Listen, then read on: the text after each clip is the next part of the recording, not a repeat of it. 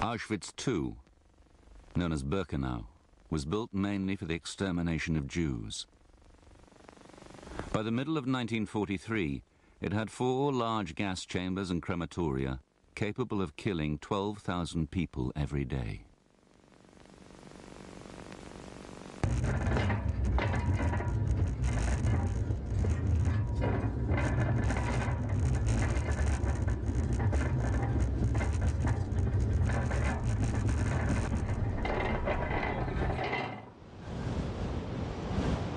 When they opened the door of the cattle wagons, you could see that the platform was full of SS with dogs and whips in their hand and all that, and they're shouting "Raus!" in this terrible guttural voice. An SS soldier came along with a club in his hands. He separated the women from the men, and there goes my wife and my baby. And we were told, you see your families every Sunday, every weekend. That wasn't true, never happened. And we were ordered to walk, and we walk through the arch. We had entered Birkenau camp.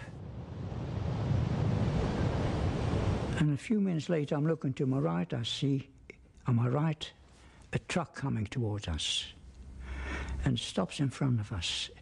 And the truck is full of women and children. And there's my wife with the baby in her arm. I shout out to her. She didn't hear me.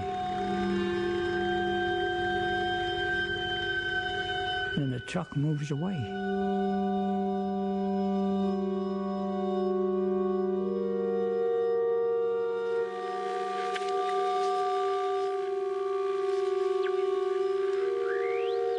By 1943, the Allies had learnt of the existence of Auschwitz itself through the decryption of Nazi transport and police codes.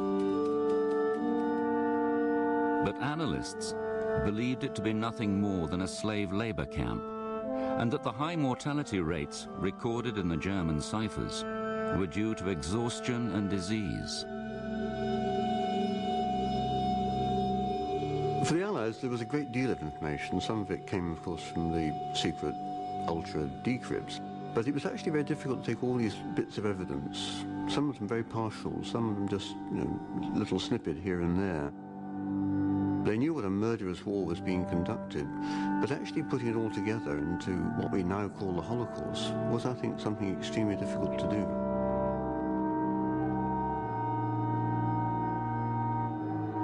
Some of the people who came there with their wives and with their children, they're asking, where's our family, where's our wives, where's the children that we had? They said, forget about, you will never see them again. And can you smell something in the air? They're burning the flesh of your people, the old prisoners telling us. Said, we didn't believe what they were saying. Whoever heard of gassing people and burning them? Whoever would dream of it? A cultured people, the Germans, musicians, authors, it's incredible. I mean, nobody can do that.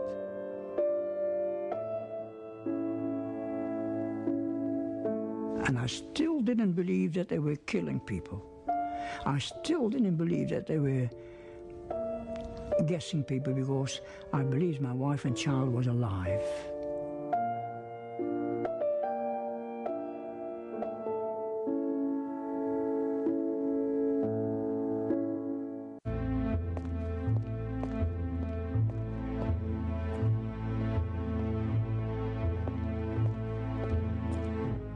In July 1944, 2 reports written by Auschwitz escapees were delivered to the Allied governments in London and Washington.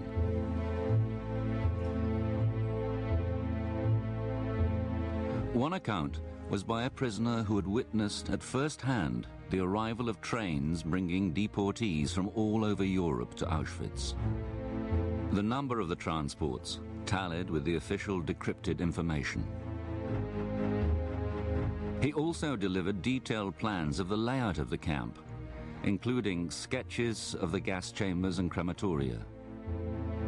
The evidence of mass murder seemed irrefutable. The second report warned of an escalation in the killing. The Nazis had begun the mass deportation of the last Jewish community still untouched by the Holocaust, the 750,000 Jews in Nazi-occupied Hungary. Somehow rumors reached us and we just couldn't believe it. We thought they were exaggerating. And we were talking about it, what we are going to do after the war, because we were the only Jewish unit still in Europe that hadn't been deported. And we thought we had escaped the fate of all the others. By the summer of 1944, by the time of the massive deportations of Jews from Hungary to Auschwitz, a huge amount of information had reached British military intelligence and the British government about Auschwitz, about Auschwitz. They knew that tens of thousands, in fact hundreds of thousands of people had been murdered there. So by the time of the deportations of Jews from Hungary, the British government knew that Auschwitz was a place of mass murder, and when the trains rolled towards Auschwitz, alarm bells should have rung in Whitehall.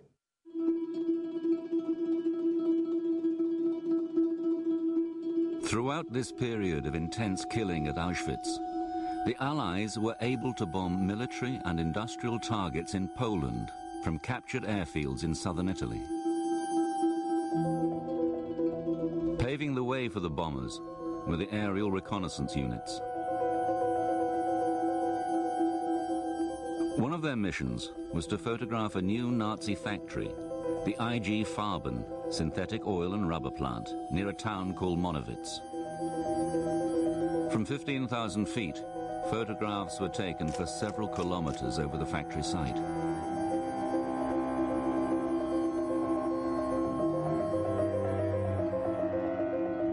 On return, the photographs were examined by interpreters. They studied the factory and oil installations in minute detail, recording the key areas of the plant's operation. But what the interpreters failed to identify were the rows upon rows of huts in a camp nearby. They failed to identify the gas chambers and the crematoria. No analysis or intelligence commentary was made on the photographs of the death camp. We have to remember that for photo reconnaissance during the war, that there were thousands and thousands of images being brought in every day. And for those whose task it was to look at the IG Farben plant of Monowitz, which they wanted to bomb, that was what they focused on. They may have seen some of the surrounding camps and thought that it was simply labour camps, like thousands of labour camps over the rest of Germany and Central Europe. And so the terrible tragedy is that they had the camp, in a sense, in their sights, but they didn't realise what they were looking at. Enhanced by modern digital technology, these aerial photographs, taken in August 1944, reveal Nazi preparations for the mass deportations from Hungary. The SS built a new railway spur which would carry the deportees directly to the crematoria. On arrival, anyone older than 40, every child under 15.